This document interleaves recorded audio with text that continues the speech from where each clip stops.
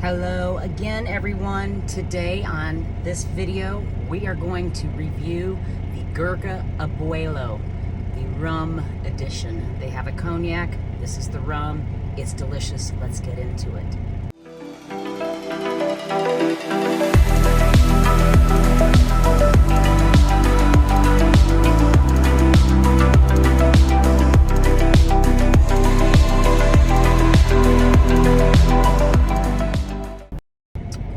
So welcome back. Again, we are doing the Gurkha Abuelo. It comes in this beautiful plastic container with a wax seal.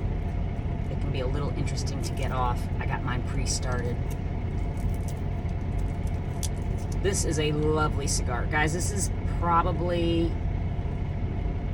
might be my #1 cigar, honestly, or at least tied for #1 because it's so consistent and so good. Now, Gurkha tends to get a bad rap, and if you have anything to add about Gurkha, love it or hate it, feel free to let me know down in the comment after you like this video and subscribe to the channel. So Gurkha, for me, I like it. I didn't think I would. I fell into the hype, not really thinking Gurkha was anything great. I don't know. I heard everybody else talking about, oh, Gurkha, not too good. It's really good. You gotta find the one that works for you. They have several that I like and that I will smoke. This Abuelo, you can't go wrong. Just on that first sniff, you smell the rum that this wrapper is infused in. Side note, you can use these to carry other cigars later. They have to be a Toro or below. Of course, they can't be too fat, so, but it can be kind of handy to keep. I have a couple, so I'm not going to. So you see the wrapper is somewhat lighter. The wrapper is a Connecticut shade. It is infused with a 7-year-old Ron Abuelo dark rum from Panama. Now, the more you get to know me, the more you're going to realize I don't normally like flavored or infused cigars. I really am a bit of a purist with these things, but the ones that get it right, I love them. This is one that gets it right. So they do, like I said, also have a Abuelo that is infused with cognac. That was the first one they came out with, and it's good. I like this one better. This one is a little sweeter. It's so even and consistent. It's absolutely amazing. The rum is a little fuller than the cognac. I think that's why I like it. The cognac is a little lighter, but it's a little sharper to me also. On this cigar, the binder and the filler are both, Nicaraguan. So it's a pretty straightforward cigar. It doesn't come with a whole lot of muss and fuss, but by God, they get it consistent all the time. So today on this cigar, I'm going to be using the V-cut. I love the V. Shush your mouth, perverts. The V-cut for me, it works on so many types of cigars. You know, usually I like a torpedo style tip. The last review we did was on the Capitula Dos from La Flor Dominicana, and that one has the pinched or the chisel head of it. So the head with the cap is up here. That's where we're gonna cut. The foot is down at the bottom. That's where we're gonna toast. Okay, so I've put my V-cut in. As you can see, it gives a really nice V. I just find that having this V-cut provides a better smoke. You get more flavor out of it. It's comfortable in the mouth. It tends to wear well. It also, because it has not cut across the top of the cap here like a normal straight cut would, it protects the cap a little bit better. I don't have as many of these fall apart as I would with a straight cut. So there again, Gurkha Abuelo. All right, so let's get this thing lit up and get going. All right, so on the dry smell, you already pick up the scent of rum. You smell the alcohol on here. Now, don't get mistaken. While it is a spongy cigar, it's built beautifully. It's not wet, like it's not soaked with this stuff. It is just infused with the rum, but boy, can you smell it. Doing a dry draw, you might as well take a shot of rum. It's amazing. Beautiful. So we're gonna toast this foot. Just a nice light, even burn across the bottom. And again, first I'm going to blow out.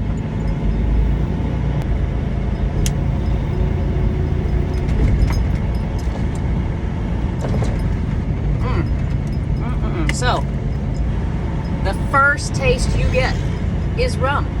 You gotta like rum, you guys. If you're a cognac fan, you might try the cognac version, but this is amazing. The sweetness that it puts on your lips is really just, it's beautiful. It's really nice. Now, this cigar is marketed saying that it's got notes of cocoa, earth, and leather. I don't know that I get the cocoa from it, but again, that's just my palate. What I do get is a nice earthy tobacco. The earth part very much. On the retrohale, I do get a little bit of the leather, but in the beginning of this cigar, it's all about that rum flavor, and it is nice.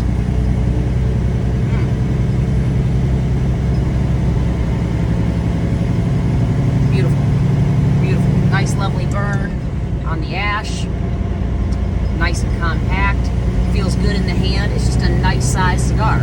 If you're new to cigars, but you want to try some cigars, one of the best questions that you can ask yourself is, how do you like your coffee? Do you like straight black coffee? All right, that may very well be an indicator of what kind of cigar you're going to like. The darker cigars, more oily cigars. If you tend to like your coffee with cream and sugar, then you're going to like a lighter color cigar like a Connecticut, maybe a Corojo, maybe a Havana. I would stick you in those three. Now, that is not always a solid indicator. I do like my coffee with cream and a little bit of sugar, but I like some pretty dark cigars. I have no complaints with a good dark cigar. Love them. So, it really, that's great. It gives you a place to start. All right. Had a little bit of a run-in with DOT, but it ended up just being a locked light. Like 15 trucks, we all pulled in thinking we were all going to get a DOT inspection, but it was not. It was just a locked light. So, getting back to enjoying this cigar. Still a beautiful cigar. I'm getting in almost to the halfway point. It's really sweet and really aromatic and bright on the lips, on the tongue. On the retrohale, you do you pull up some, not citrusy notes, I'm going to say almost like apple. There are definitely some fruity notes to it on the retrohale only, not for me on the intake. I'm going to go with apple and apricot on this one. When you rub your tongue over the roof of your mouth back and forth, you do pick up a lot more of that leather, that earthiness. Definitely, you get some very good traditional Latin earth flavor, and it's really nice. So let's talk about cigar leaves a little bit today. If you are getting into the cigars, like I said, you might want to start out with a lighter colored cigar. Those are usually your Connecticut's, okay? Within the Connecticut leaf family, you have Connecticut shade, Connecticut sun-grown, Connecticut broadleaf. There's quite a few. I'm not going to get into all of those today. If you have any questions or would like me to do a review on a specific leaf or get into some of them a little bit more, I will. There's 4 big cigar leaf names that you're going to want to know. Connecticut is the first one. Corojo would be probably your next one. I'm going to go with Corojo. It's just a little bit darker. Corojo leaves were exclusively used on the Cuban cigars, but you will see them on other cigars, Ecuadorian, Nicaraguan, Dominican Republic, all these, okay? It's got a nice spice to it. It's a thinner leaf. It's very oily. It's really nice.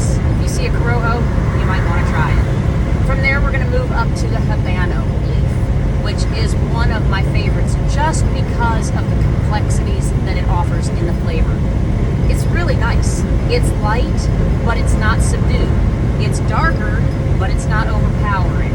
It really gives you the best of all the worlds. I really like a good Habano. Habano leaves come from, they're grown from a Cuban seed, but a lot of times now they are grown in Nicaragua. Kind of interesting. This is the nice thing about cigars, is you get kind of an around the world, so to speak, of tradition and culture, because these leaves are grown all over. Connecticut leaves are grown in Connecticut, but they can be grown elsewhere. The last of the big four is going to be your Maduro. Very classic name. You're going to hear the Maduro word thrown out a lot. It is a dark wrapper. It is usually a very meaty, very bold wrapper. If you like your coffee black, you may very well end up liking Maduros. A lot of seasoned cigar smokers like Maduros. They're really good. They are compact with flavor. You almost can't go wrong with them. But they can be spicy. They can be more peppery. But you are going to get your darker notes, your plums, your leathers, your deeper packing flavors. All right, so there's a couple others. There's a bunch of leaves, guys. There really are. There's a ton. One of the other leaves that you're going to hear about, but not a lot, is an oscuro.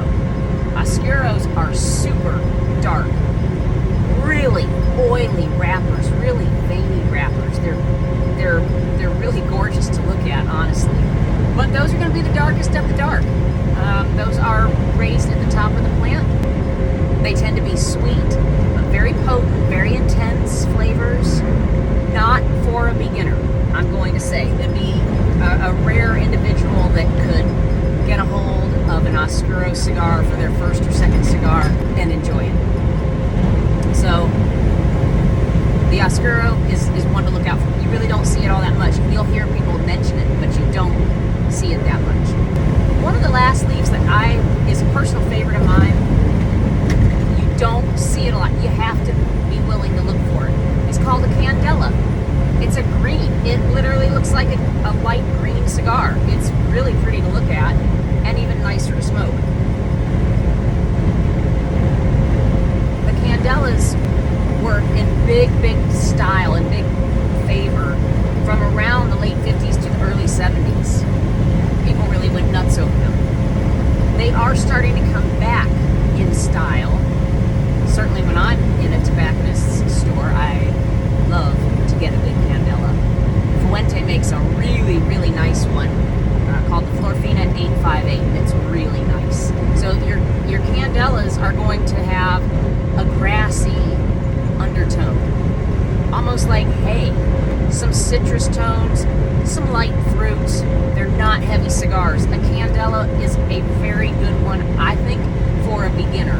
They're very unassuming, but sweet in that tobacco kind of sense, and just really nice, really good. The reason that the leaf stays green instead of turning brown is they use a heat curing process while the leaf is still in the barn, and it kind of like traps the chlorophyll in. I don't know the science of it. I can't explain any more of that, but it's a heat curing process. Kind of cool. So as we get into the true middle of this cigar, the hints of leather are starting to come out a lot more. You still get that rum backdrop, but for me, the interesting thing about this cigar is that when you first start smoking it, the first half, you get hit with the rum first and foremost in your nose, in your palate. It's just all over, and it's really nice. And the leather and the earthiness kind of takes the back seat. Toward the second half, it swaps. So when you first take in the smoke, you're going to get more of the earthiness and the leather, that real rich tobacco flavor. But on your retrohale, on the back end of that inhale, is now the rum. So they just swap.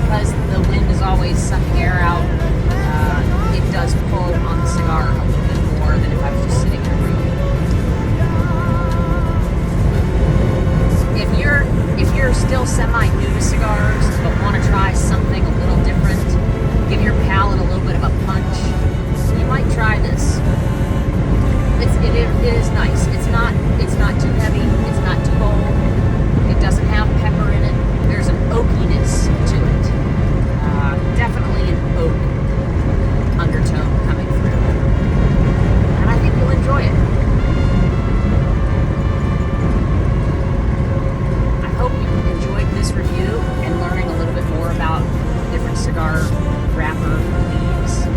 There's so much more to learn, and I hope to do many more videos and bring this knowledge forward because I find it really fascinating.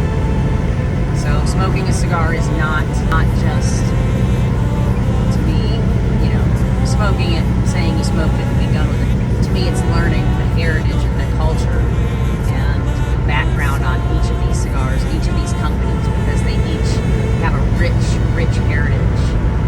They've been around for a long time. Families tend to own these companies for decades, generations. That's what makes them fun. So I think we'll end today saying be abundant.